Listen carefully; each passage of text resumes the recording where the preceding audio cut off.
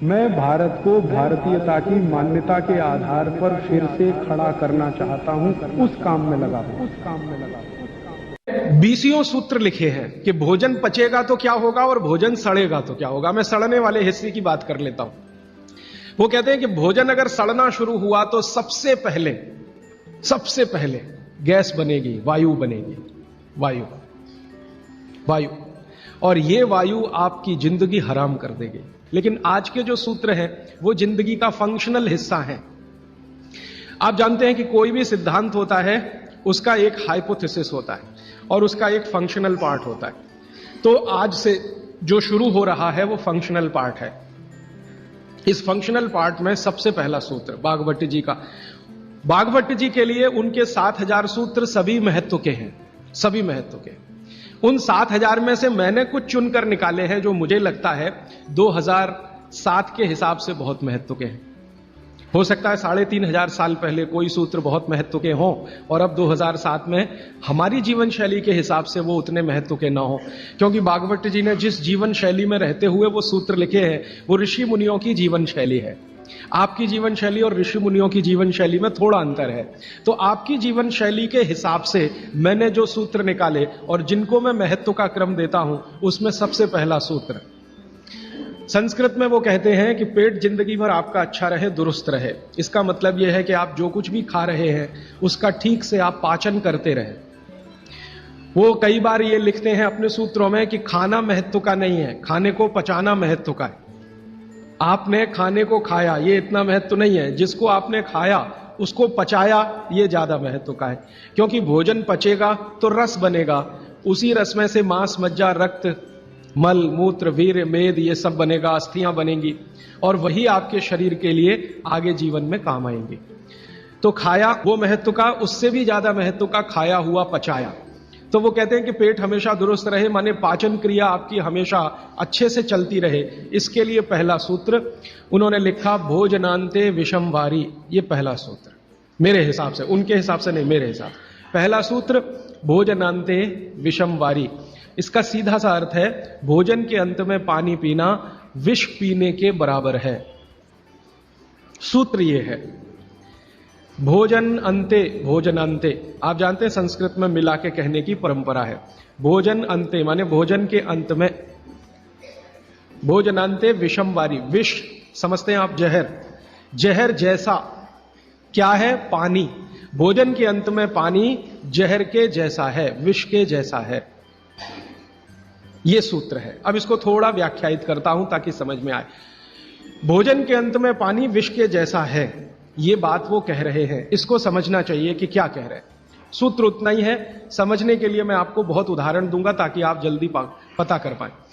भागवत जी ने एक सूत्र में यह कहा है कि हमारा जो शरीर है इसका जो मुख्य स्थान पेट है, इसमें एक स्थान होता है पेट के अंदर, नाभि, लेफ्ट साइड में, नाभि से थोड़ा ऊपर जहां मेरा हाथ रखा हुआ है, इस स्थान को कहते हैं जठर। संस्कृत में कहते हैं जठर, हिंदी में कहते हैं आमाशय। जठर, आमाशय, अंग्रेजी में चाहे तो एपिगैस्ट्रिकम।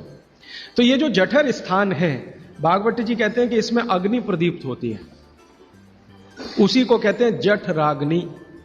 जठर अग्नि, जठराग्नि। तो वो कहते हैं कि जो आपका जठर स्थान है इसमें अग्नि प्रदीप्त होती है और भोजन जो कुछ भी आप करते हैं वो पहले जठर में ही जाता है, आमाशय में इकट्ठा होता है, वहां अग्नि प्रदीप्त होती है। वो अग्नि भोजन का पाचन करती है। यह है महत्व की बात। अब अग्नि प्रदीप्त हुई, आपने भोजन किया, अग्नि प्रदीप्त हुई। और भागवत जी इसके लिए एक सुंदर श्लोक लिखा है, लंबा है लेकिन हिंदी में बताता हूं। वो ये कहते हैं कि खाते ही अग्नि प्रदीप्त होती है, ऐसे ही जैसे आप बिजली के स्विच को ऑन करते ही लाइट जलती है। ये ऑटोमेटिक है, अपने आप होती है। आपने रोटी का पहला टुकड़ा मुंह में डाला और जैसे ही टुकड़े को चबाना शुरू किया, लार बनना शुरू हुआ, तुरंत अग्नि प्रदीप्त हो जाती, पहले ही टुकड़े में। तो ये अग्नि प्रदीप्त हुई। अब आप जो भोजन कर रहे हैं ये इस अग्नि के प्रभाव में पचेगा। तो भोजन के पचने की क्रिया में पहले भोजन रस में बदलेगा। पहले पेस्ट बनेगा, जैसे टूथपेस्ट की कंडीशन होती है वैसा बनेगा, लुगदी जैसा। फिर उसमें से रस बनेगा, फिर रस में से सब कुछ बनेगा। तो वो कहते हैं कि आपने जैसे ही भोजन किया अग्नि प्रदीप्त हुई।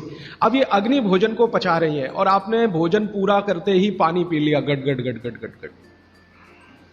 तो क्या हुआ? अग्नि शांत हो जाएगी।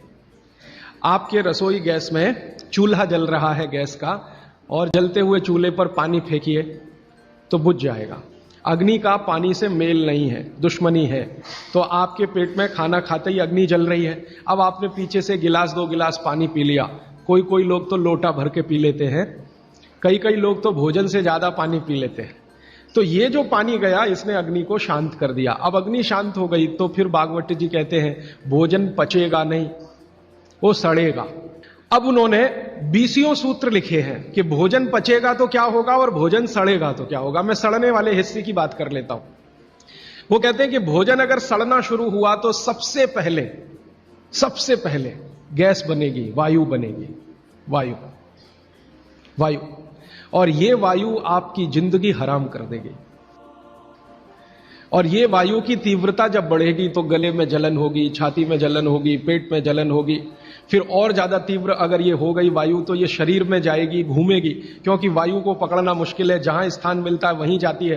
तो ये वायु पूरे शरीर में घूमेगी तो सिर घूमेगा, आपको चक्कर आएंगे, सिर में दर्द होगा, पीठ में भी दर्द हो सकता है, हृदय स्थान पे भयंकर दर्द हो सकता है। कई बार तो इतना दर्द होता है कि आपको लगेगा कि हार्ट अटैक आ गया, लेकिन वो वायु का दर्द है, हार्ट अटैक नहीं। और ये जो वायु बनी भोजन के सड़ने से, इसी वायु में से भागवत जी ने सूची बनाई है कि 103 रोग पैदा होंगे। 103। सबसे पहला रोग है उसमें एसिडिटी, हाइपर एसिडिटी। ज्यादा दिन अगर आपने ये चक्कर चलाया पानी पीने का तो अल्सर, पेप्टिक अल्सर, और ज्यादा दिन चक्कर चलाया तो बवासीर, मूढ़व्याध, भगंदर, ये सब रोगों की सूची है। और अंत का एक रोग है कैंसर, कर्क रोग। 103वें नंबर पर उन्होंने लिखा है कर्क रोग। माने एसिडिटी से शुरू होकर आप कैंसर तक की यात्रा कर सकते हैं। तो वो ये कह रहे हैं कि जिस काम से वायु पैदा हो और वो वायु आपके सड़े हुए भोजन में से निकले, और बाद में भागवती जी कहते हैं, वो भी बता देता हूं, वो दूर का सूत्र है लेकिन यहीं पे ले आता हूं उसको, कि आपका जो भोजन सड़ेगा, इसको ध्यान से सुनिएगा, तभी भोजन में से, भागवती जी के शब्द दूसरे हैं, मैं आज के शब्द इस्तेमाल कर रहा हूं, तभी कोलेस्ट्रॉल बनेगा। सड़े हुए भोजन का ही बाई प्रोडक्ट है कोलेस्ट्रॉल। अगर भोजन का पाचन हुआ तो कोलेस्ट्रॉल शून्य रहता है, वो कोलेस्ट्रॉल जो आपको हानि पहुंचाता है। आप जानते हैं शरीर में 2 तरह का कोलेस्ट्रॉल है, एक गुड और एक बैड। अच्छा कोलेस्ट्रॉल माने HDL, हाई डेंसिटी लिपोप्रोटीन। खराब कोलेस्ट्रॉल माने LDL और उसका छोटा भाई VLDL, very low density lipoprotein. तो भागवती जी कहते हैं कि ये जो खराब कोलेस्ट्रॉल है वो रक्त में तभी आता है जब भोजन पेट में सड़ता है। इसका माने जिनको कोलेस्ट्रॉल बढ़ रहा है या बढ़ा हुआ है वो ध्यान दें, उनको भोजन पच नहीं रहा, उनका भोजन सड़ रहा है। तो कोलेस्ट्रॉल बढ़ेगा तो हार्ट अटैक भी आएगा, कोलेस्ट्रॉल बढ़ेगा तो घुटने भी जड़ हो जाएंगे, सारी संधियां आपकी एकदम कड़क हो जाएंगी, आपको चलना फिरना मुश्किल हो जाएगा, 10 कदम चलना मुश्किल हो जाएगा। तो वो ये कहते हैं कि जब 103 बीमारियां एक छोटी गलती से आती हों तो वो गलती कभी करना नहीं, माने भोजन के बाद कभी पानी पीना नहीं। और एक 2 चीजें हैं इसी क्रम में कि किसके साथ क्या खाएं, किसके साथ क्या नहीं खाएं। घर में कभी भी आप कोई ऐसी चीज बनाएं जो तासीर में गर्म है, उसके साथ ठंडी चीज कोई ना हो। जैसे आजकल मैंने देखा है, हम गरम गरम खाना खा के आइसक्रीम जरूर खाते हैं, अपना सत्यानाश करते। और ये सत्यानाश कैसे होता है? कोई आपको शादी में बुलाता है इनविटेशन देके कि आइए और हमारे यहाँ गरम डिनर खा के आइसक्रीम खा के मर के जाइए, और एक नहीं खाइए, डबल खाइए। और मैंने तो पंजाब में ऐसे भी महान महान लोग देखे हैं कि आइसक्रीम में गरम रसगुल्ला डाल के खाते, महामूर्ख लोग, पता नहीं कहां से आए। गरम गरम रसगुल्ला एकदम ठंडे आइसक्रीम में डाल के खाते। फिर पूछो भाई क्या कर रहे हो, तो कहते टेस्ट है जी। शरीर का देखना है कि नहीं, ये है कि टेस्ट का देखना। तो आप कहीं भी डिनर में जाइए, मैं ये नहीं कहता डिनर में मजा, जरूर जाइए, लेकिन ध्यान रखिए कि अगर डिनर गरम गरम आपने खा लिया है तो ठंडी आइसक्रीम मत खाइए। और कई लोग पंजाब में ऐसे हैं, याद ही नहीं रखते, अभी चाय पी अभी आइसक्रीम खा ले। हाँ, उनको बिल्कुल 1 मिनट नहीं लगता।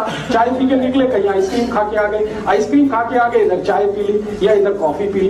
तो चाय और कॉफी दोनों गर्म है और आइसक्रीम बहुत ठंडी है, इनका कॉम्बिनेशन नहीं है, बहुत तकलीफ होती है शरीर को। कितनी देर बाद खाओ खाने को? 1 घंटा कम से कम। गर्म चीज खाने के 1 घंटे के बाद ठंडी चीज, या ठंडी चीज खाने के 1 घंटे के बाद गर्म चीज। और वैसे मैंने कल आपको सूत्र बताया था, ठंडा कुछ खाना ही नहीं है, क्योंकि आइसक्रीम तो 10 डिग्री से कम की है, वो शरीर को तकलीफ ही देने वाली है। तो आप बोलेंगे फिर आइसक्रीम को कैसे खाएं? गर्म करके खाइए। अगर आइसक्रीम खानी है तो उसको गर्म करें। मैं एक अमृतसर गया था एक बार, तो अमृतसर में एक बहुत अच्छी चीज, शायद यहाँ भी होगी, कुल्फी। ये जो कुल्फी है, इसको थोड़ा गर्म करके खा लीजिए, आइसक्रीम से बेटर है, 1000 टाइम्स बेटर है। क्यों?